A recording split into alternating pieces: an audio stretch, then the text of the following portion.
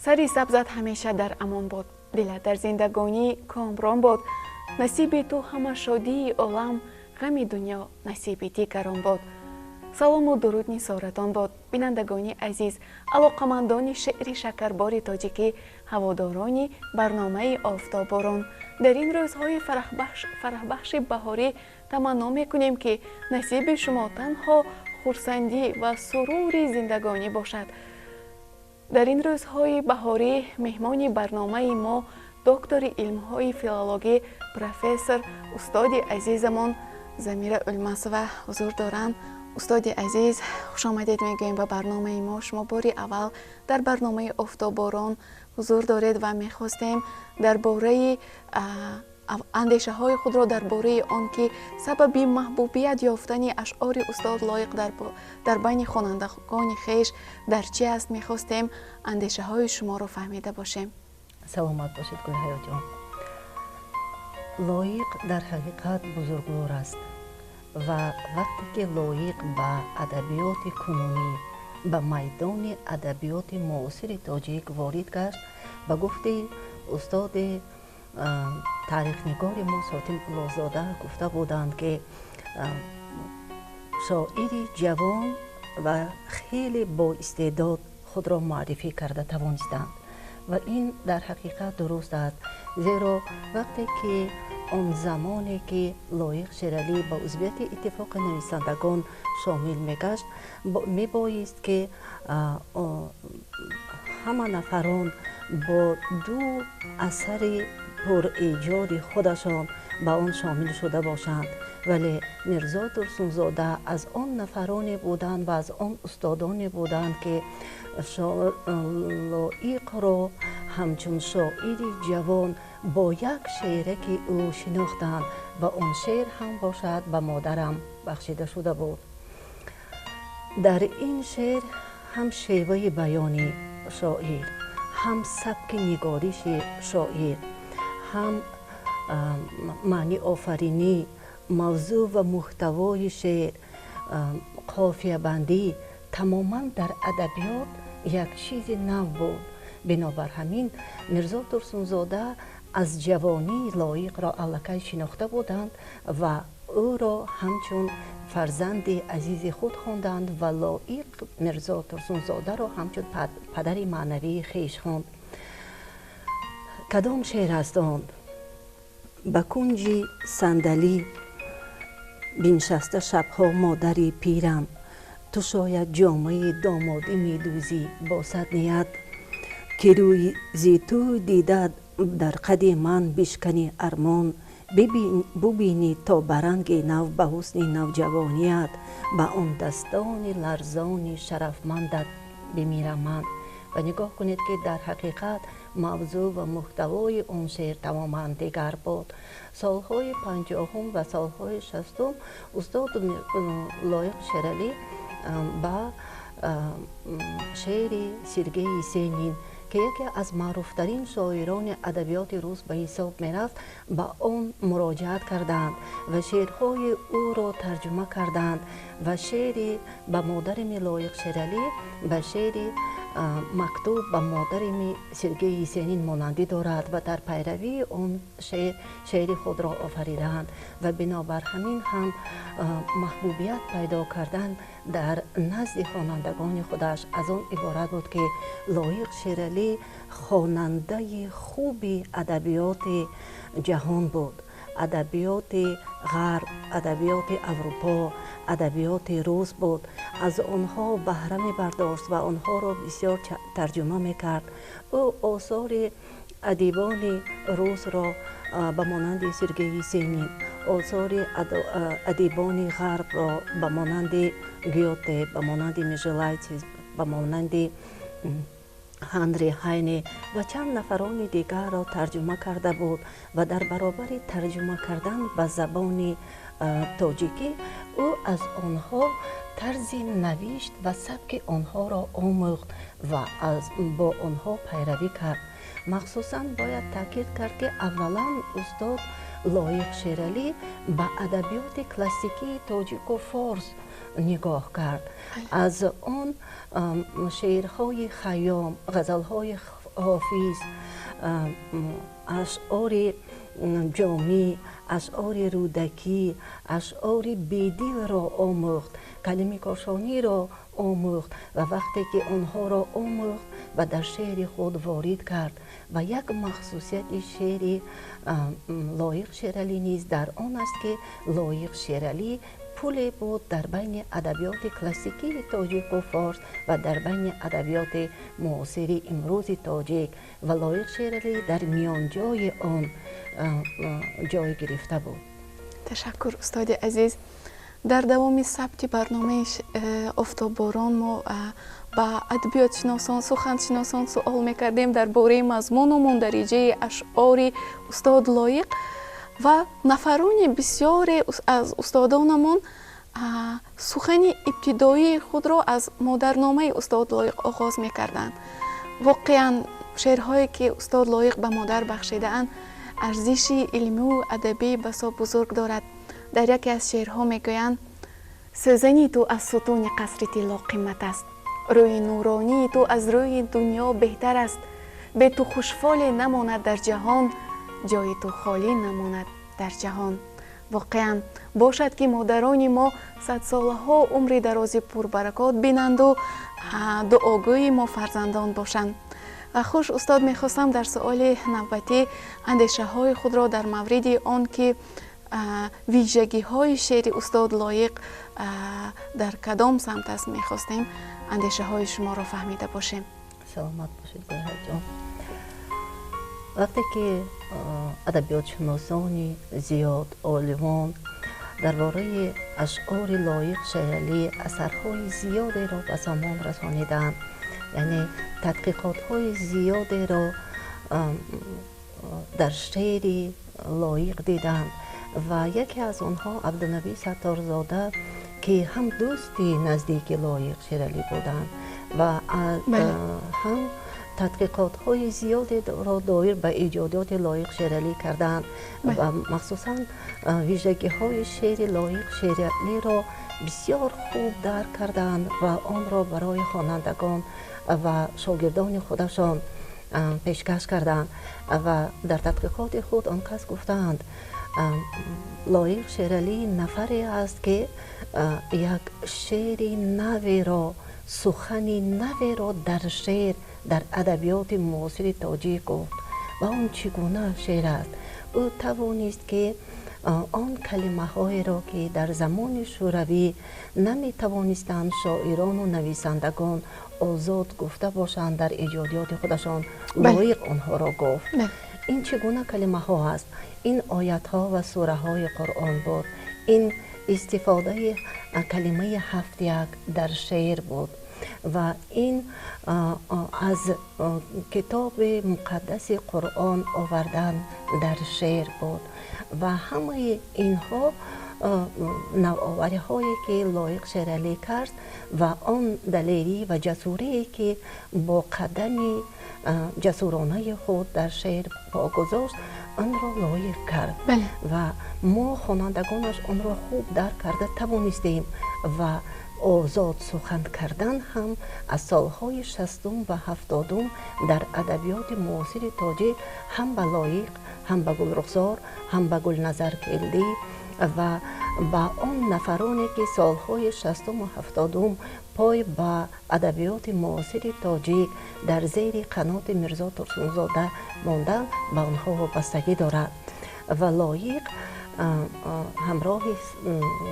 بازار صابر از آن نفرانی بود که نوآوری در شعر آورد و من گفته می توانم که لایق شیرعلی آن شعار پردایی ها، آن مخاطب گفتن ها یعنی مراجعت کردن ها در شعر را نقطه گذاشت و یک نوآوری در شعر به میان آورد که این هم باشد. من باز تکرار میکنم که نگاه کردن به ادبیات کلاسیکی تاجیک و فارس، به فردوسی، به خیام، به رودکی، به غزلهای حافظ و سعدی، به عبدالرحمن جامی و آثار آنها را استاد لایق میخواند، در خود تحلیل میکرد، آن را شاعرانه تحقیق میکرد و بعدا در شعر خود آن انعکاس میکرد که از آنها الهام از شاهنامه به میان آمده بود که شعرهای زیادی را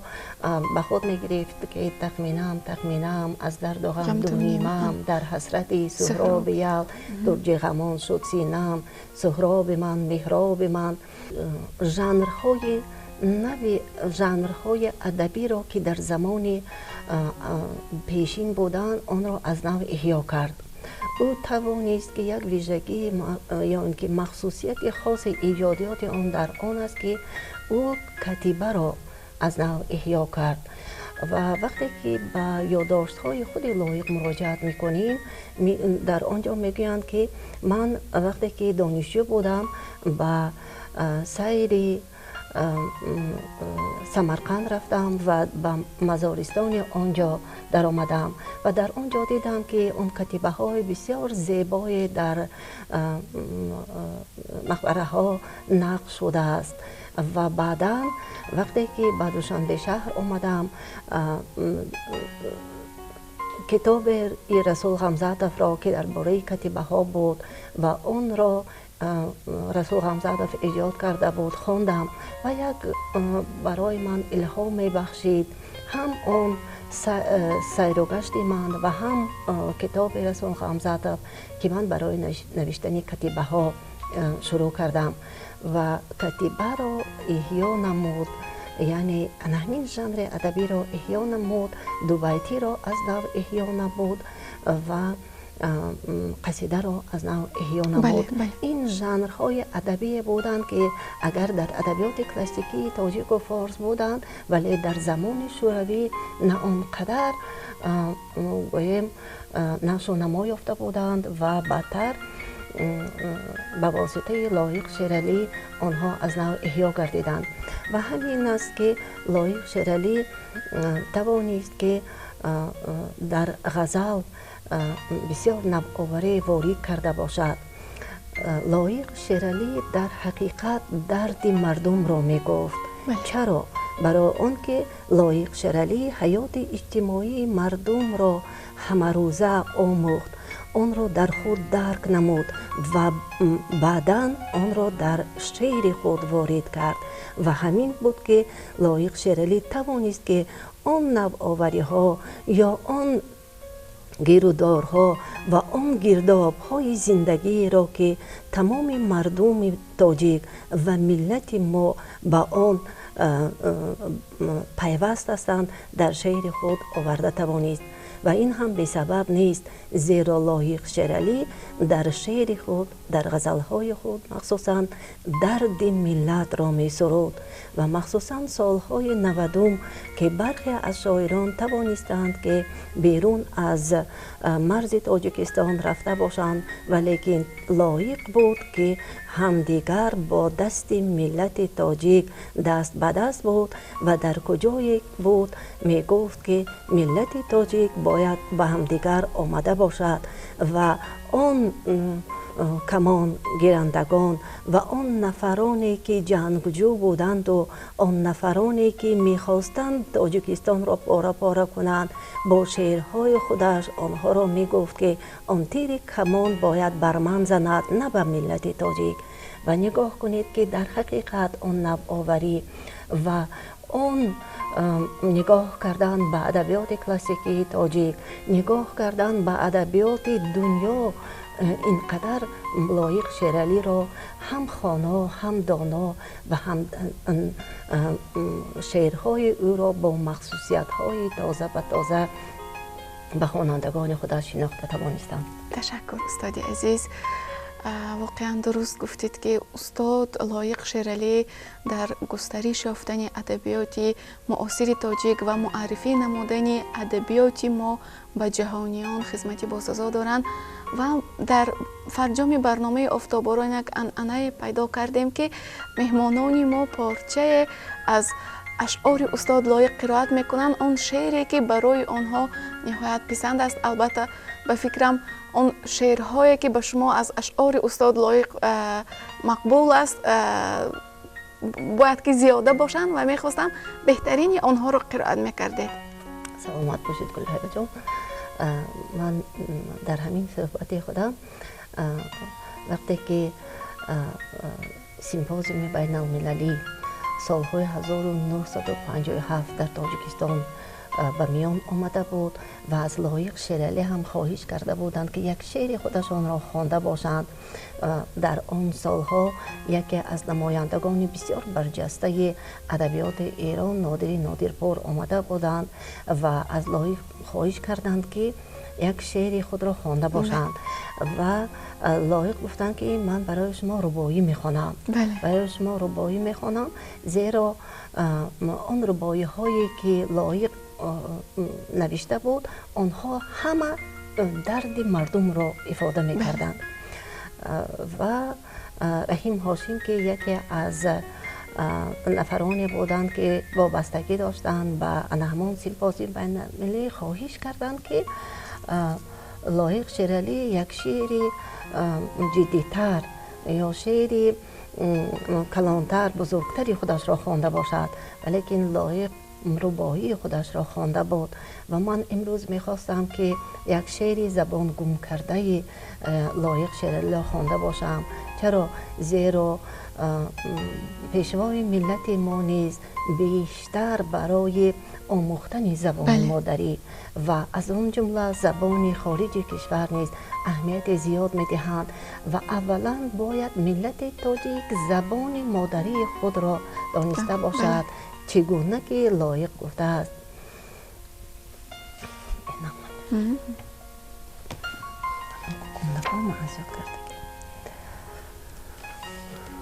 هر که دارد در جهان گم کرده، در زمین و در زمان گم کرده، این نشان گم کرده و دیگر خویشتن را بی نشان گم کرده.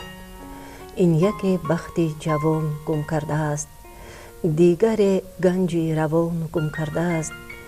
این یک گر نیم نان گم کرده است، دیگر نیم جهان گم کرده است. این یک جان و جگر گم کرده است، آن یک شور و شرر گم کرده است. آن یک گم کرده گر مال پدر، دیگر پندی پدر گم کرده است. گر یک بام و در گم کرده است، دیگر نام و فر گم کرده است. آن زبان همدلی گم کرده است، این زبان مادری گم کرده است. از تمام این و آن گم کردگان، زیشت روتر نیست در روی جهان. زان که گم کرده زبان مادری، حرف گوید با تو با چندین زبان. باکنه گردآوری گم کرده است، یا امید سروری گم کرده است. زهر بادا شیر مادر بر کسی کو زبان مادری گم کرده است. آن یک قدری سخن گم کرده، دیگر باغ و چمن گم کرده. از زبان مادری گم کرده لیک، میرسد روز وطن گم کرده. تشکر استاد. تشکر استاد عزیز برای صحبت پرمحتوا که مهر و محبت شما را درک میداد از با اشعار استاد لایق زندیات و نهایت شعری که قرائت کردید. اطمینان دارم که برای بیدار کردن حس وطن دوستی، احترام زبان مادری و خودشناسی ملی در جوانان مساعدت میکند. در سال 2019 تصمیم گرفتیم که سلسله برنامه ها را در موضوع های شعر استاد لایق برپا کنیم و میخواستیم در آینده نیز چنین صحبت ها گذرانیده برای بینندگان عزیز ما غذای معنوی بخشیم. خوش آمدید استاد عزیز. زمین و آسمان با هم نآید، به دنیا آدمی بیغم نآید. شب از گریه باران شنیده که هرگز دیده بینم نآید. عزیزان دل، در همین جا فرصت برنامه ما به آخر رسید. در فرجام برنامه تمنا میکنیم که روزگارتان آباد و تمام خوشی های فراوان همراه شما باشد. تا هفته آینده خیر و خوش میکنیم. تنسیت و خان آباد باشید.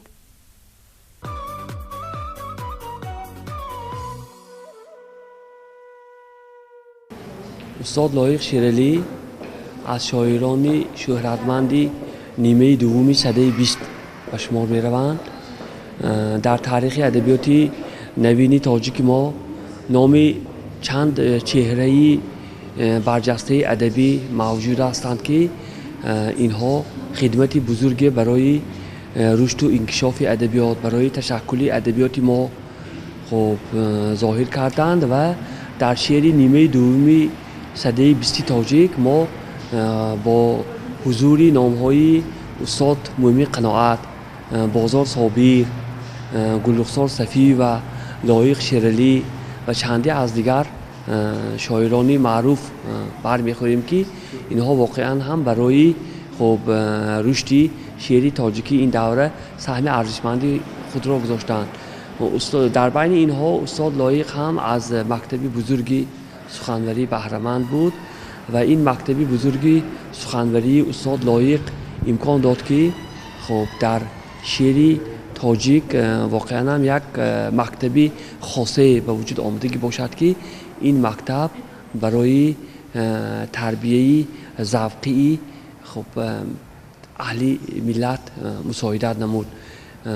استاد لایق به صفت شاعری ممتاز تاجیک در ایجاد ژانرهای مختلف ادبی، غزل و ربایی و دوبیتی و قطعه و دیگر ژانرها خب نقشی باسزایی گذاشتند و واقعا هم کوشیدند که از خود یک نفر شاعری شورید خیال، یک شاعری با شعر و خیال خاصه معرفی نموده باشند. امروز واقعا هم دایره مطالعه استاد لایق خیلی زیاد است. خب خواننده زیاد از آثار استاد لایق بهره‌مند است. حالا هم و شیوه استاد لایق و شیوه گفته های استاد لایق با شعرهای لایق خب مردم زندگی خود را یک خاصیت بخشیدنی می شوند. در رنگین کردن زندگی خود از افکار شاعرانه لایق استفاده می‌برند. خب یعنی در مجموع اگر گوییم شعر لایق این شعری دردی نسل امروزه ما به شمار می رود که همیشه ما این نکته را در مورد خب مقام و مرتبه لایق در شعر معاصر تاجیک به نظر گرفته باید باشیم. بعد مردن هم دلم به برگ نیست، انتهای من همین یک مرگ نیست. مرگ اگر قطع روان من بود، تا کجا قطع جهان من بود. ابتدای من ده خردی مزار، انتهای من جهانی بیکنار. با کنج صندلی بنشسته شبها مادری پیرم، تو شاید جامه دامادی می دوزی به صد نیت، که روزی توی دیده در قد من بشکنی ارمان. ببینی تا برنگی نو به حسن نوجوانیت. ایا مادر مداری من تو بودی، گلی اول بهاری من تو بودی. نخوشکد چشمه شعر و سرودم، زیبا سرچشمه داری من تو بودی. سر به پای زندگی بنهاده میمیریم ما، ساده ساده زیسته هم ساده میمیریم ما. مجموعه عیب و گناه بودیم، اگر در زندگی با همه عیب و گناه آزاده میمیریم ما.